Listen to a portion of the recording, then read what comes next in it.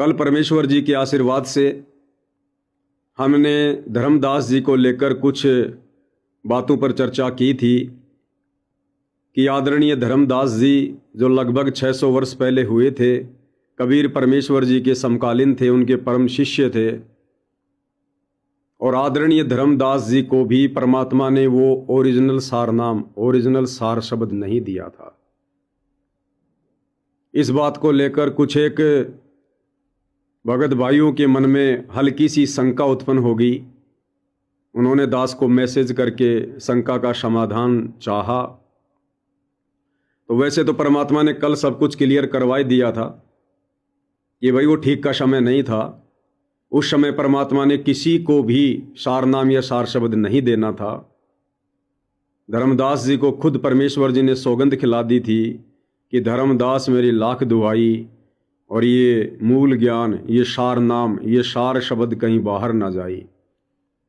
और वैसे भी परमात्मा उन्हीं आत्माओं पर ओरिजिनल सार नाम की, ओरिजिनल सार शब्द की दया करते हैं जिन आत्माओं में परमात्मा वो दृढ़ता देख लेते हैं जो दृढ़ता उन्होंने आदरणीय नानक जी में देखी थी।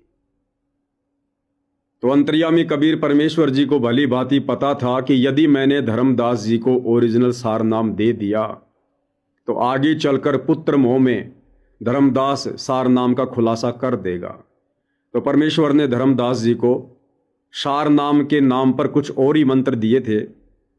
जिस प्रकार मंसूर जी को कबीर परमात्मा ने अनल हक मंत्र दिया था, गरीबदास जी भी अपने भक्तों को कुछ और ही मंत्र दिया करते थे। ओम नमः भागवते वासुदेवाय नमः, ऐसे मंत्र दिया करते थे।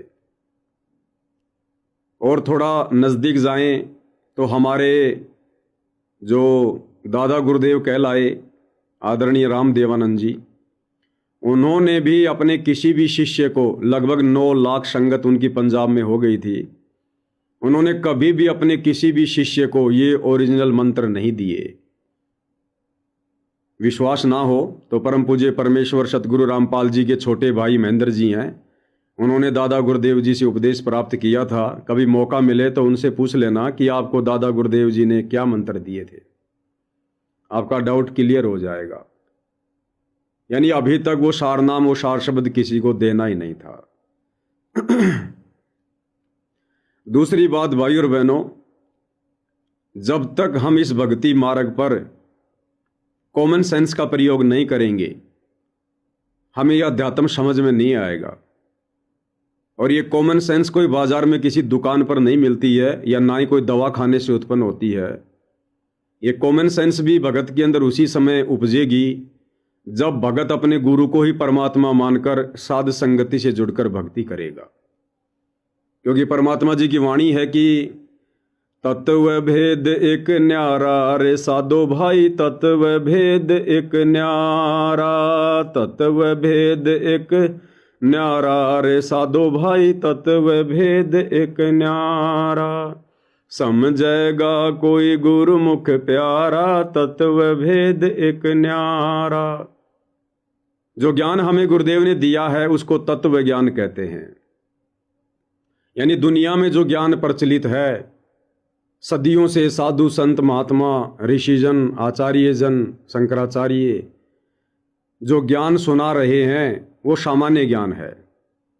फिर पूज्य गुरुदेव भगवान ने आकर हमें जो ज्ञान दिया उसको तत्व ज्ञान कहते हैं। और पूज्य गुरुदेव भगवान के तत्व ज्ञान का जो निष्कर्ष निकालेगा, यानी उनके तत्व ज्ञान का जो सार निकलेगा, उसको तत्व भेद कहते हैं। और ये तत्व भेद हर एक भगत के वश की बात नहीं है कि वो निकाल सके।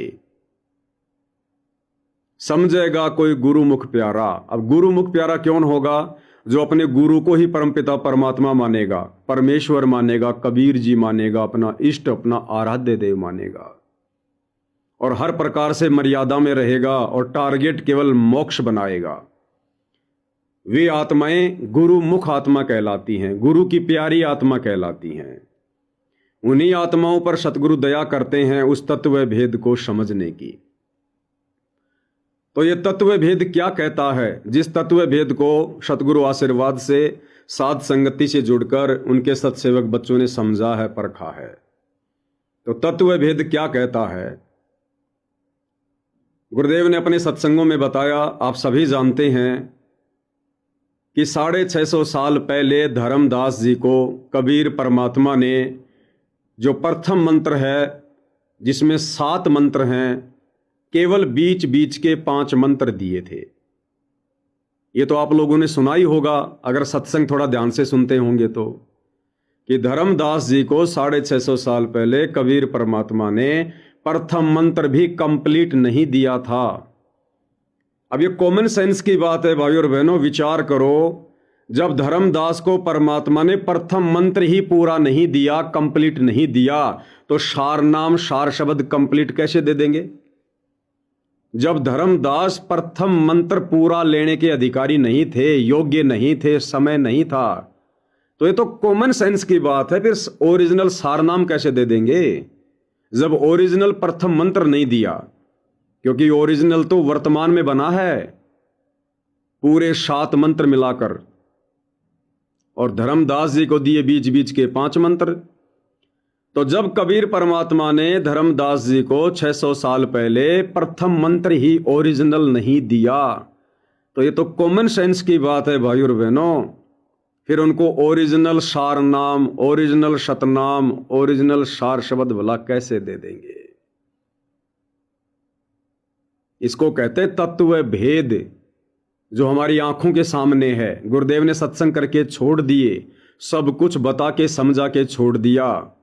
अब यदि हम उनके वचनों को ध्यान से सुनेंगे, उनकी मेहर प्राप्त करके ध्यान से सुनेंगे, तो परमात्मा उस निष्कर्ष को समझने की दया करते हैं। तो मन में ऐसा कोई डाउट भाई और बहनों नहीं होना चाहिए, क्योंकि अभी आप साथ संगति से नहीं जुड़े हैं, इसलिए आपके मन में इस प्रकार के हल्के फुल्के डाउट ये काल पैदा करता है। तो भाई और बहनों, आज हम विशेष संदेश नंबर 14, उसका पार्ट नंबर 4, इसके ऊपर सतगुरु की महिमा करेंगे, आगे बढ़ेंगे।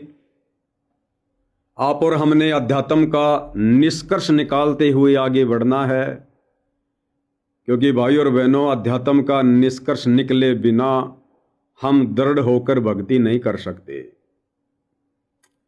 और सतगुरु रामपाल जी परमेश्वर जी की जिम्मेदारी केवल धर्मशास्त्रों का सार निकालकर आप और हमें सत्संगों के माध्यम से देने की थी।